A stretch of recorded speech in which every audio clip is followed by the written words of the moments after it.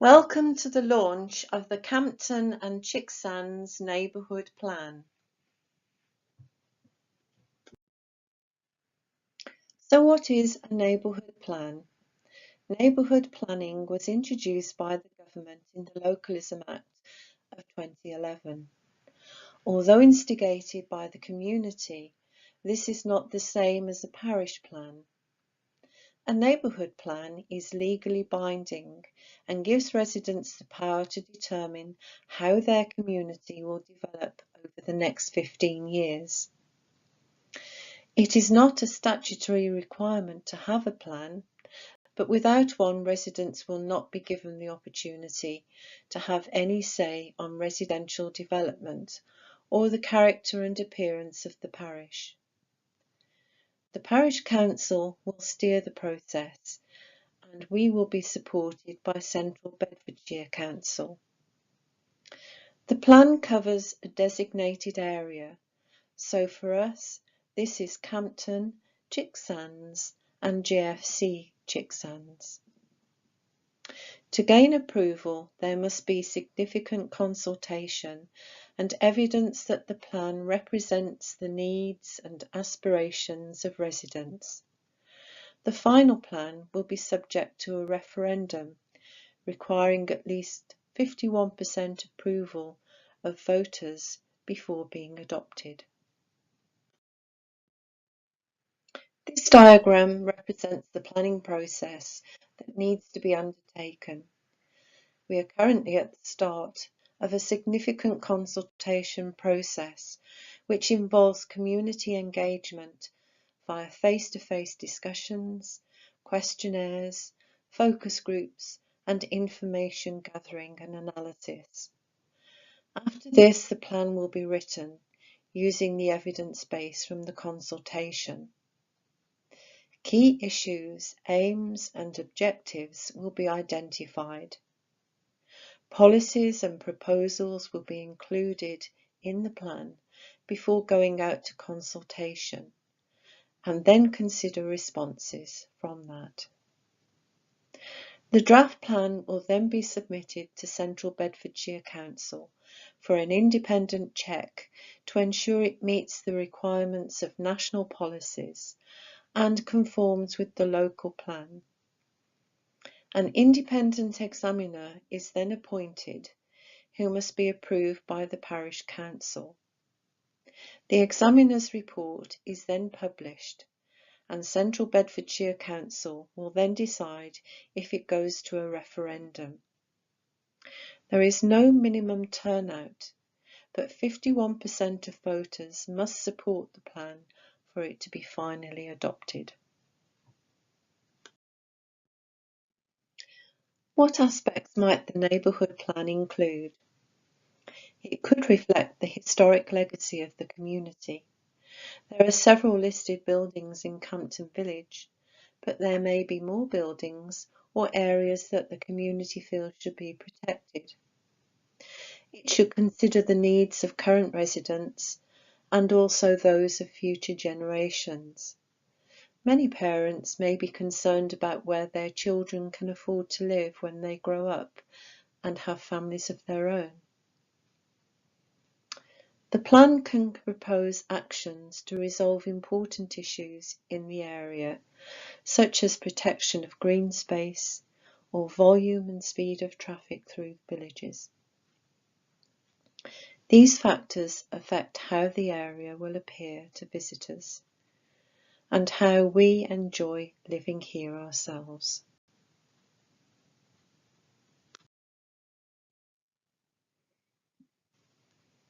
A key benefit of the plan is the access to funding from developers, which must be paid to local authorities when new houses are built. Funds that would otherwise be under the control of Central Bedfordshire Council would instead be directed back to the parish council to spend locally. The parish council would then be able to make decisions guided by you, our residents, on how this money should be used. These considerations can be taken into account if they are expressed in the neighbourhood plan.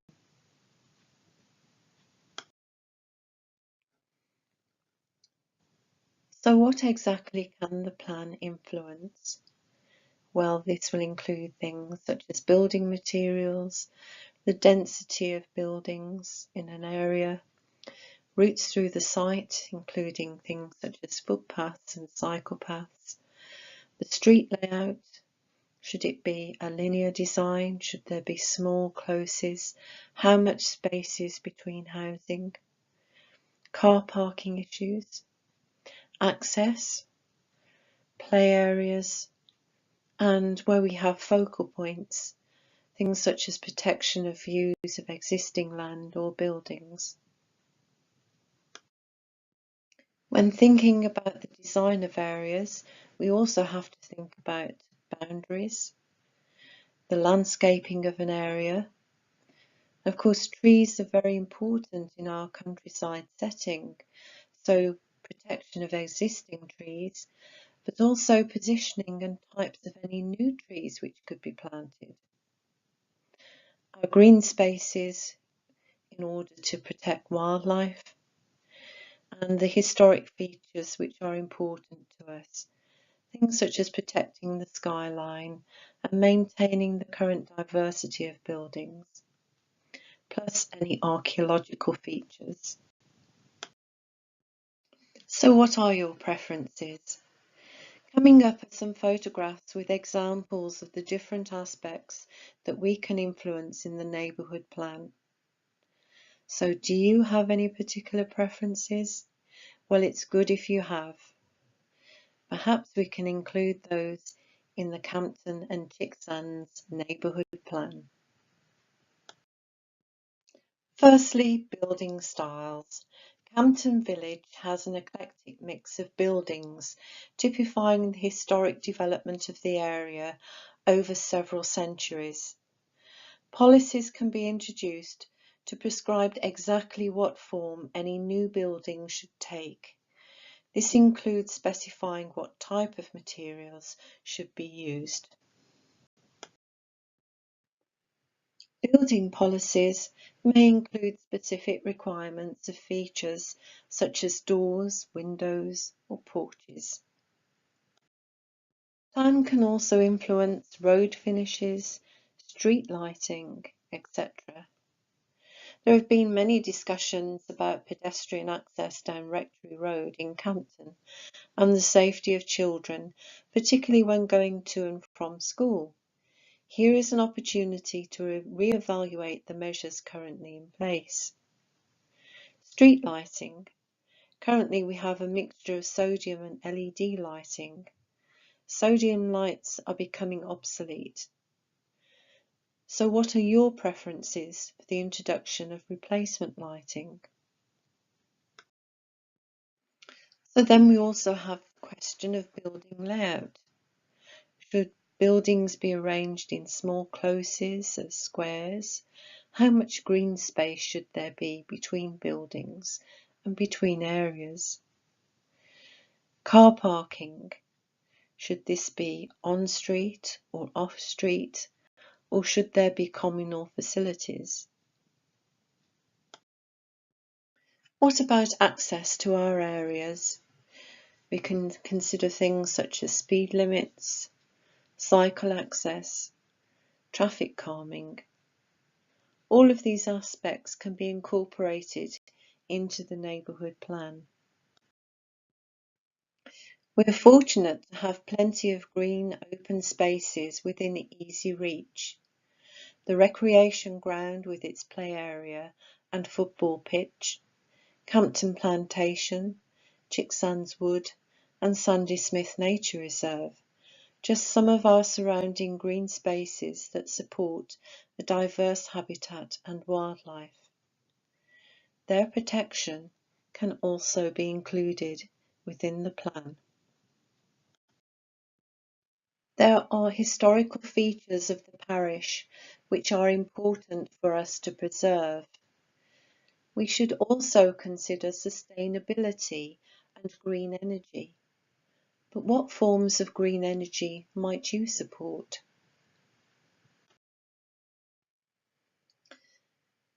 When it comes to amenities, we have a thriving village hall which offers lots of activities for all ages.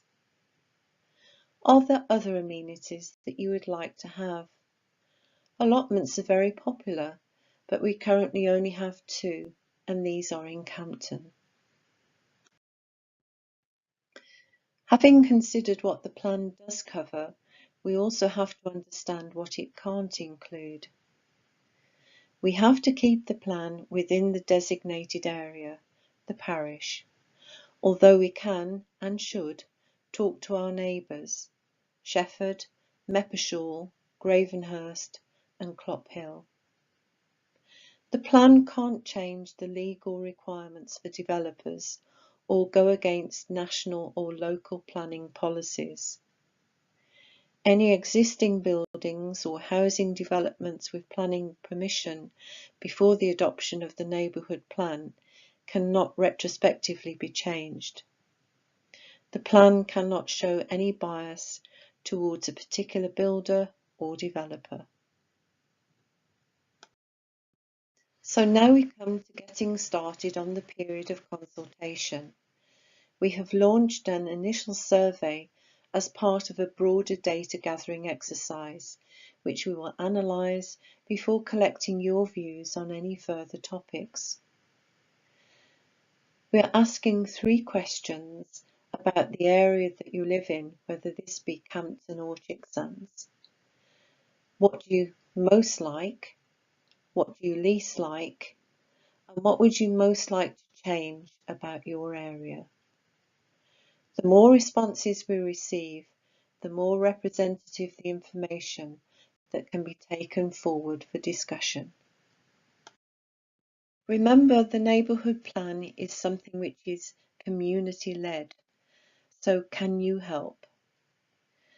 Would you like to join a working party to discuss any of the 6 key aspects of the neighbourhood plan?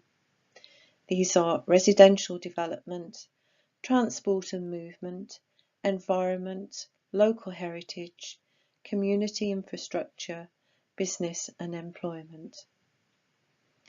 You can sign up for one or more of any of these areas. We'd like to hear from you. So how will individual working parties feed into the plan? Each working group will elect a chair for their meetings. Then each group will meet about once a month or 6 weeks to discuss the progress of the plan, and they will write a report which will influence the policies of the plan. The chair of each group will join a steering group to report on the progress. The steering group will keep the plan on track and oversee the delivery of the plan. Members of the steering group will include members of the parish council as well as the chairs of each group, plus other community representatives and employers and landowners if appropriate. Support will be provided to everyone involved to ensure that any worries or concerns are addressed, so help is always on hand. So now for the next steps. It's important to complete the initial survey. This is available online. The link is via the Parish Council website. But you can also pick up a hard copy today, which you can complete and hand back to us, or contact our clerk, Tammy Medley. Speak to one of us to find out how you could help or join us. This may be to sign up for a working party, or maybe to help with some research or other information gathering. Look at the maps of the parish in the main hall and think about what you might like to see in the future and which areas you may want to protect. All updates will be available in the parish newsletter and on the website, so please do check these in future to see what's happening. Most of all, remember this is community-led, so please do get involved. And so finally, go and have a tea or a coffee and give us your views. And thank you so much for coming today and for listening to this presentation.